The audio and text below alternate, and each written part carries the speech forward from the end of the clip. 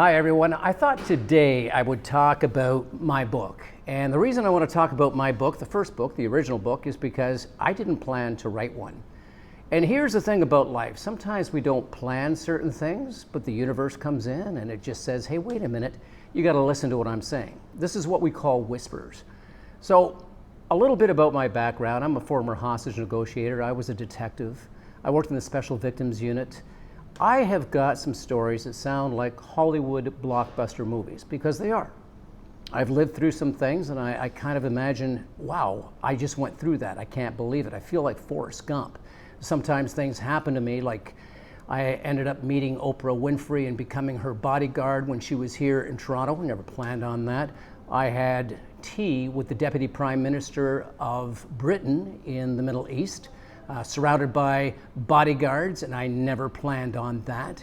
My life was saved by a terrorist. Never planned on that either. But things have happened, and I used to tell my stories to a few friends.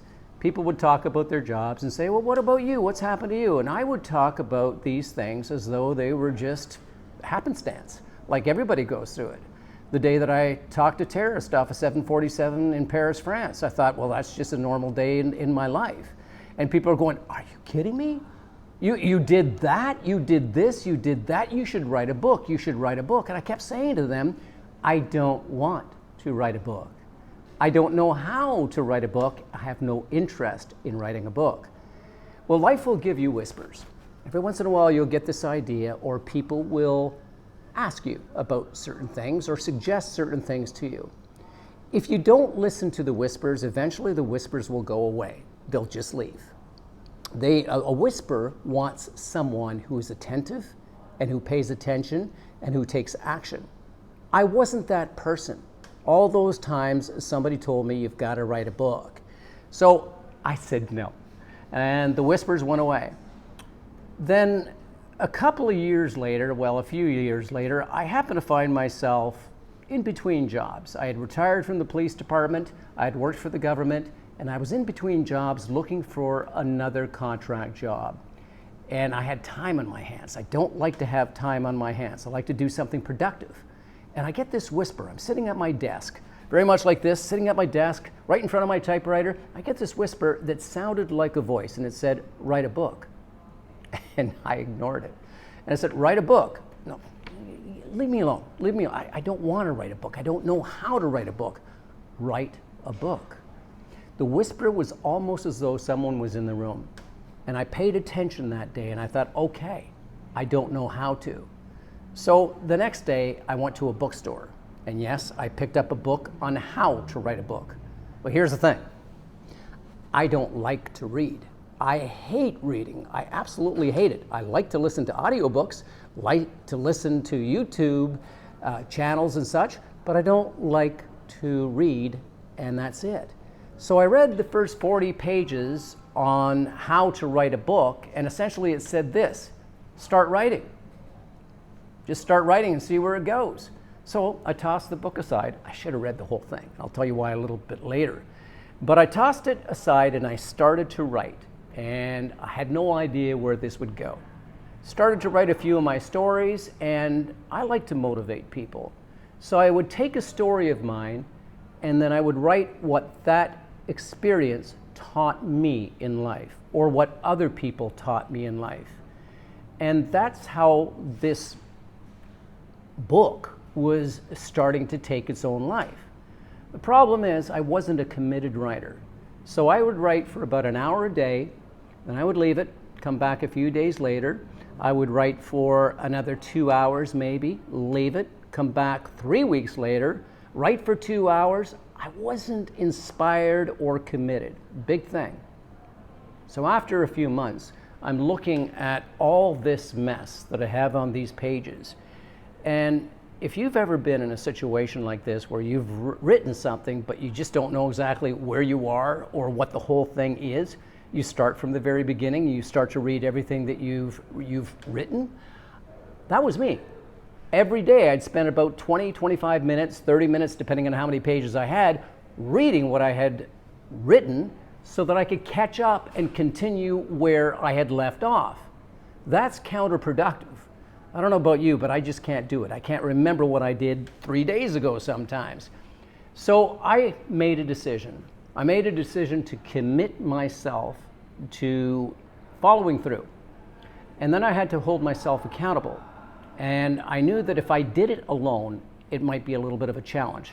So I did something that I didn't expect I would do. I went to social media, Facebook, and I said, I'm writing a book. That's all I said. I'm writing a book. And I didn't think anybody would respond to that Facebook notice, but they did.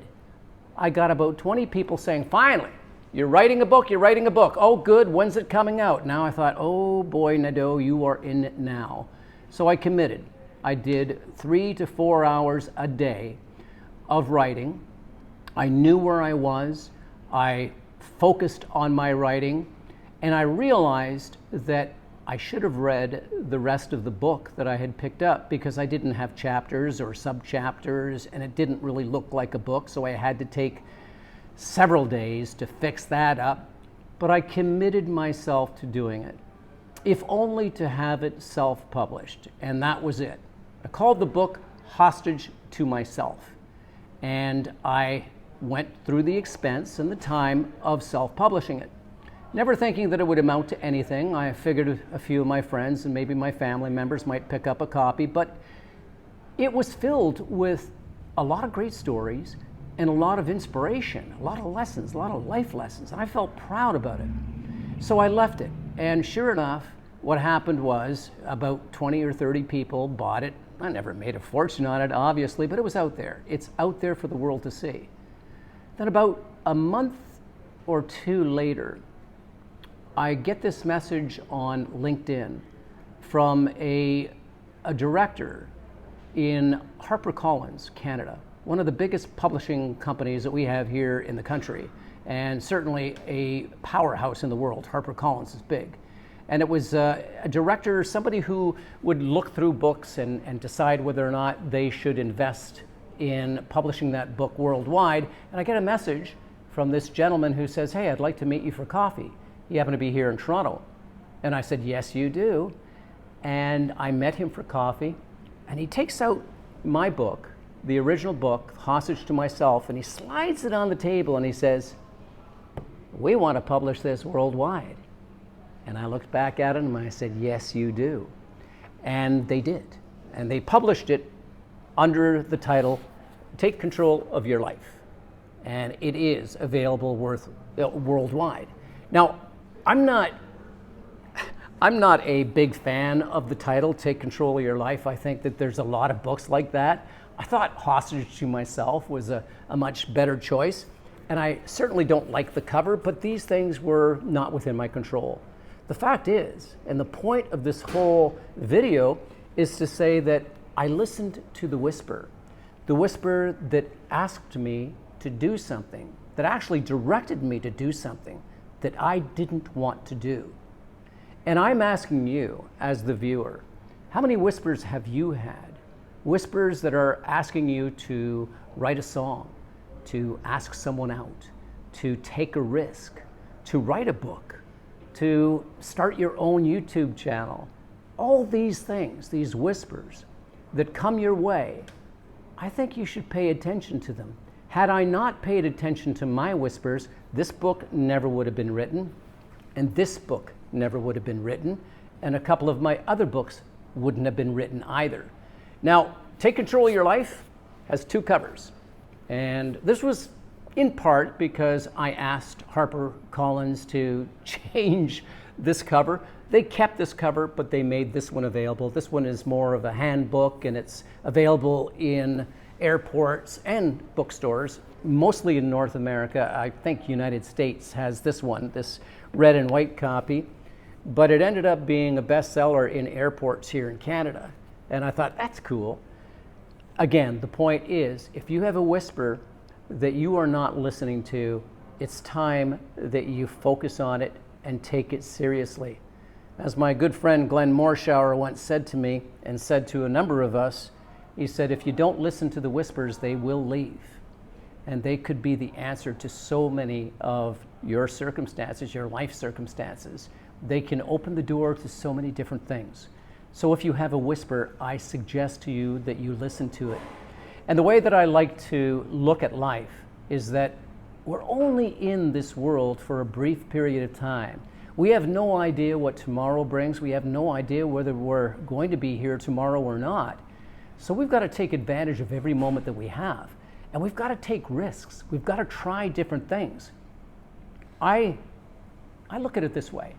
At the end of my life, I do not want to be surrounded by the ghost of missed opportunities who say, Paul, we whispered in your ear that you should write a book, but you said no.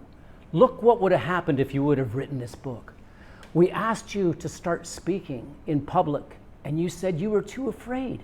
Look what would have happened if you had have listened.